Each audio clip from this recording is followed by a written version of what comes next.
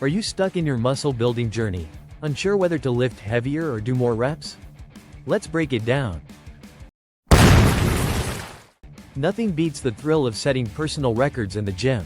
Remember the first time you benched 225 pounds or squatted 315 for 10 reps? These milestones are more than just numbers, they show how your body adapts to the overloads you place upon it.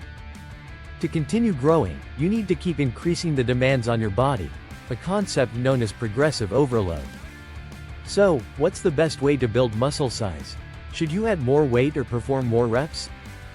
Powerlifters often focus on sets of 3s and 5s, but for maximum muscle size, the 8 to 12 rep range is your sweet spot. Use the 2 for 2 rule. When you can do 2 more reps with a given weight for 2 consecutive workouts, it's time to increase the weight. For upper body exercises, increase the load by about 5%. If you were benching 185 pounds, now aim for 195. For lower body exercises, increase the load by about 10%. If you were squatting 275 pounds, your new goal is around 300 to 305. Remember, building muscle is a journey.